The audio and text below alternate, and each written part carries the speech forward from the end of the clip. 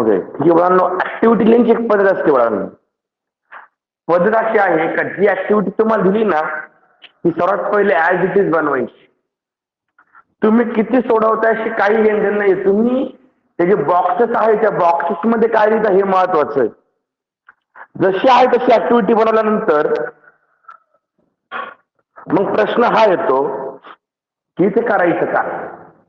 y is equal to e raise to x into tan. Writing पण आपल्या पद्धतीने differentiate with respect to इकडे y चा derivative dy by d आणि इकडे d d x of e raise to x into tan. इथे दोघांचं काय मल्टिप्लिकेशन. मग कोणता रूल वापरायचा? प्रॉड रूल. प्रॉड रूल काय सांगतो? First function as it is derivative of second function plus second function as it is derivative of first function. बरोबर आहे का? अरे बरोबर आहे. ओके मग हा e raise to x as it is आहे. टॅन एक्सचा डेरिव्हेटिव्ह किती?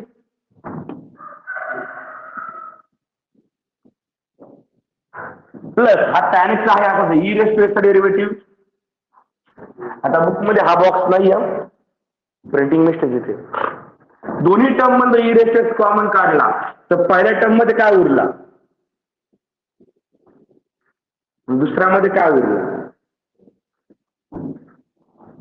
काही डायरेक्ट सॉल्व्ह केला असतं. बरोबर आहे. पण डायरेक्ट सॉल्व्ह नाही करायचं, ऍक्टिव्हिटी फिल करायची आपल्या इथे.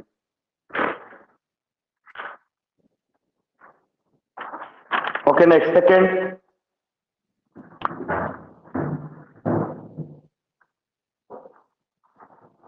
y is equal to sin x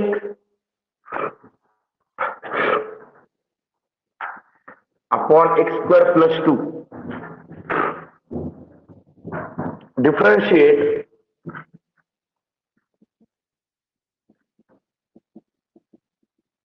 with respect to x. Y derivative is dy by dx is equal to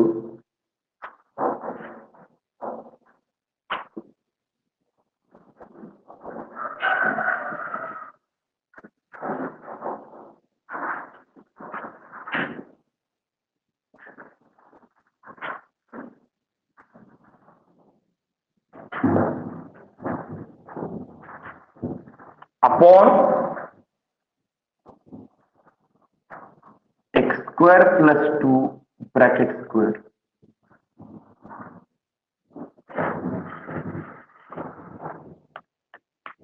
Okay, which is equal to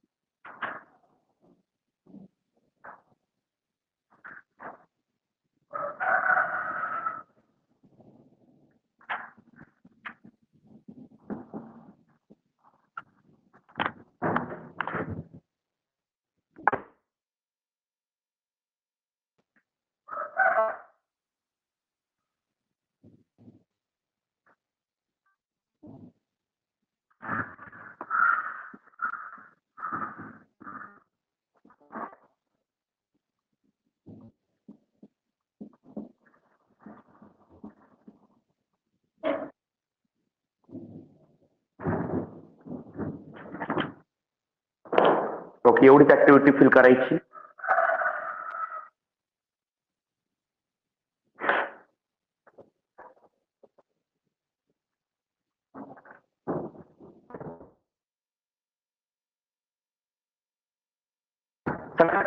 इथे काही क्वेश्चन रूल वापरलाय. बरोबर आहे. डिनॉमिनेटर ऍज इट इज म्हणजे square plus 2 त्याला bracket द्यावा लागेल as it is derivative of sine x. बरोबर आहे. Plus minus sine x as it is.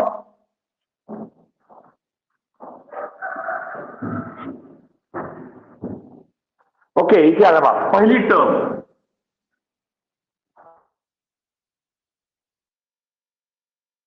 Sign एक्सचा डेरिव्हेटिव्ह काय येईल रे? Cos x.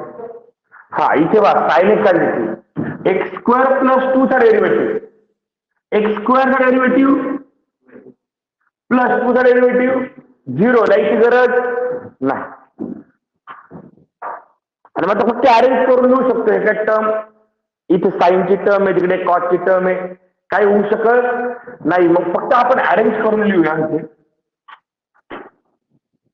X square plus 2 into cos x आणि हा 2x फक्त पुढे घेऊया 2x इंटू साइन एक्स.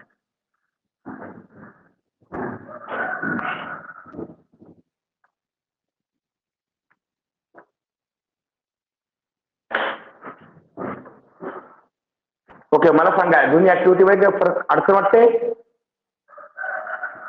हे लक्षात ठेवा. फक्त ऍक्टिव्हिटी जशी आहे तशीच लिहिली गेली पाहिजे. एक्झाम्पल सॉल्व्ह करायचं नाही. तुम्ही काय सॉल्व्ह केलं याला महत्व नाहीये. तिथे हेच महत्व आहे त्यांनी दिलेले जे ब्रॅकेट होते ना बॉक्स त्या बॉक्स मध्ये तुम्ही काय लिहिले त्याला मार्क्स असतो.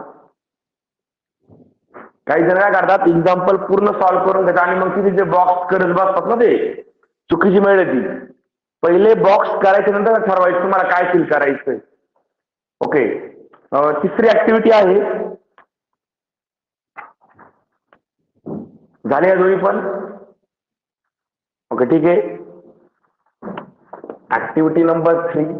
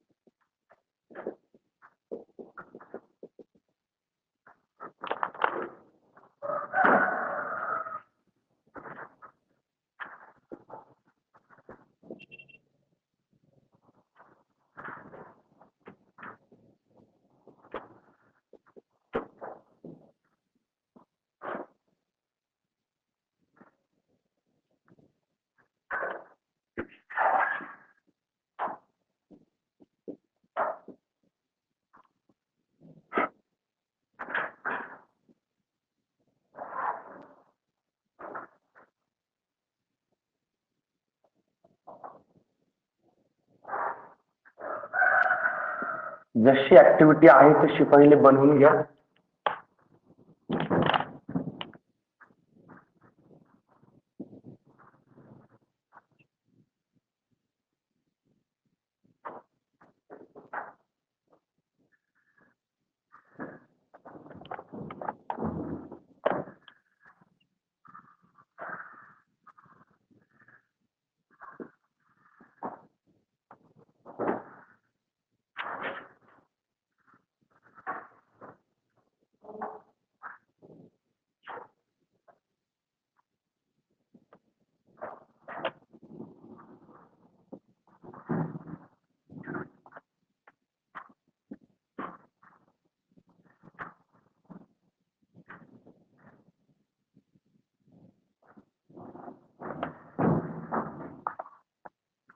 इथे बुक मध्ये प्रिंटिंग मिस्टेक आहे. dx बाय dy झालेला आहे तर dy बाय dx पाहिजे.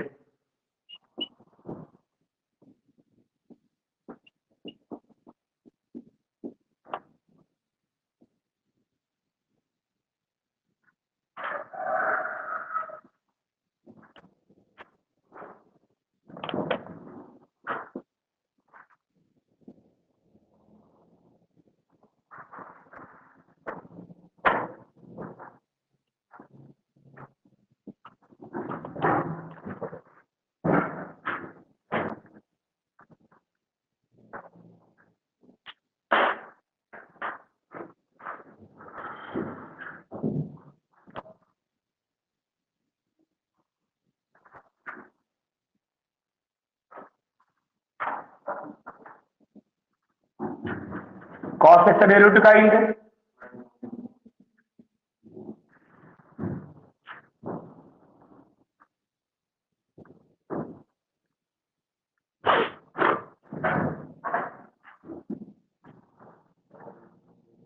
3 as it is x स्क्वेअरचा डेरिव्हेटिव्ह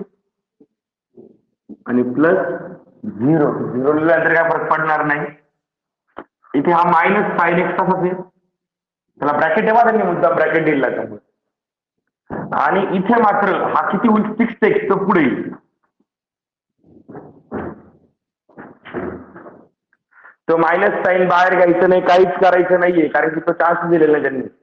ऍक्टिव्हिटी जेवढं सांगितलं तेवढंच लिहायचं असतं.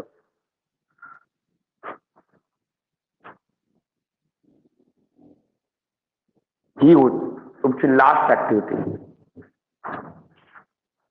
ओके बाळांनो, अडचण बोला बरं.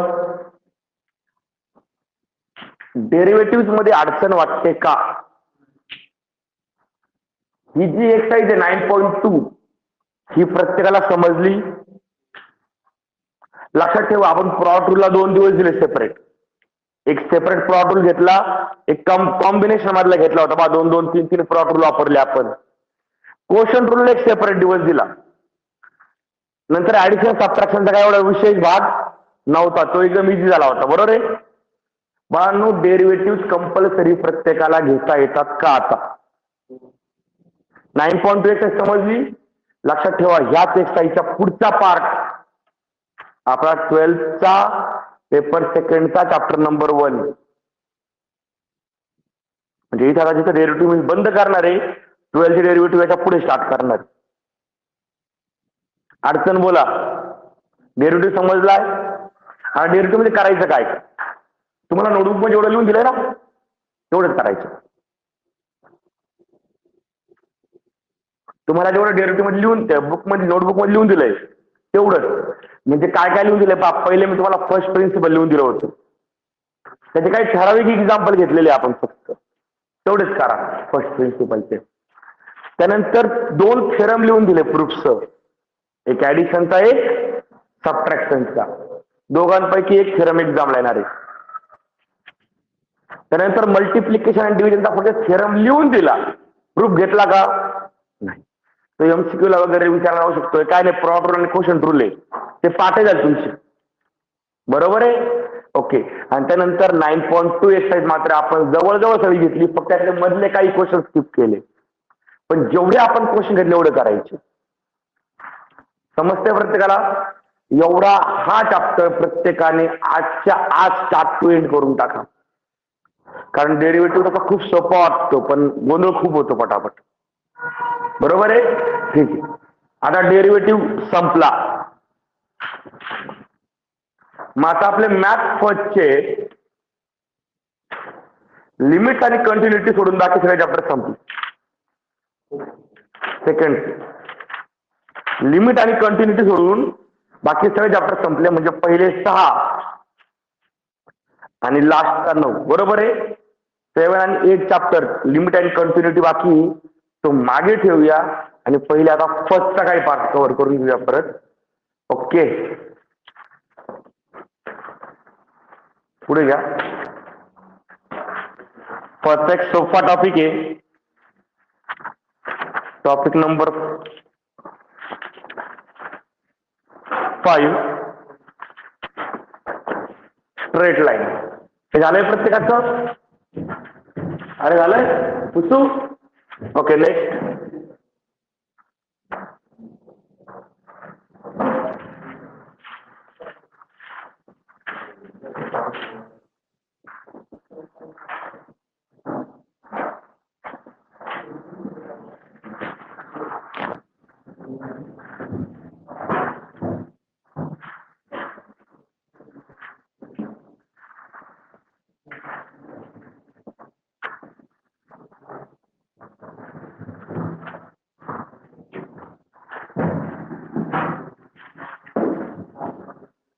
Math first.